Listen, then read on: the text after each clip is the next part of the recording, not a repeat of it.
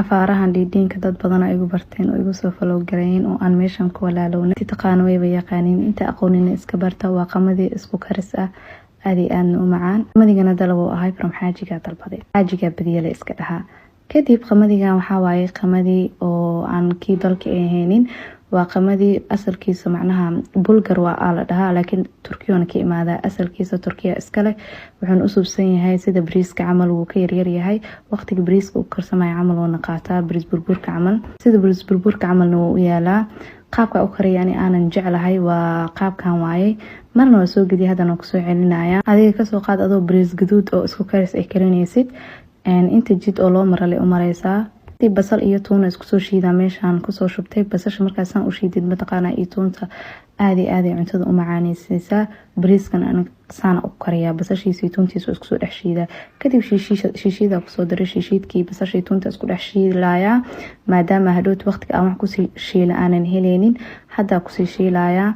saliidan tirada badan maxaa waay dhihin saliidan inaa ka bixiyaa rabaa birtu iga gubanaysa hadii saliida aad ugu soo yareeyo okay kadib dad badan waxa arkaysaa cuntada in iyaga 5 star ay joogan camal ama gurigaaga ku martaqaato ku soo dhaweysa camal ku dhahan waxaan ani ma cuni aqas saa u karisa maxaa waay ish dad aad iyo aad akhlaaqda looga soo ciyaaray cunto dhan oo xalaal ah oo qof juhdi iyo waqti ku bixiyay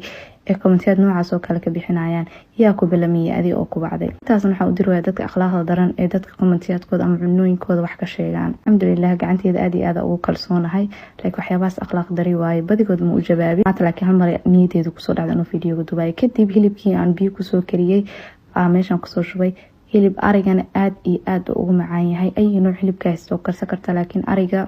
hadal iyo hogol uma baahna aad u macaanaysiinaya dhadhankeedana wuxuu ka dhigayaa kala muddo camal iyadoo dhacaan lehna qamadiga inaa ka dejiseen isku daya hilibkii waata ku soo shuba ujeedeen hadana wax yar waa gidgidinaya hadana sidoo dheecaankii wax isku dhaxgalay aad isku jeclaanaan kadib hoosh inta ugu badneed wayba naga soo dhamaatay qamadiga shiileena oo aan soo dhaqay sawirkiisa qamadigaas hada ay weydiinaysiin bacdiisa waa soo galiyay bulgara ku qoran meel walba oo supermarket waa ka heli kartaa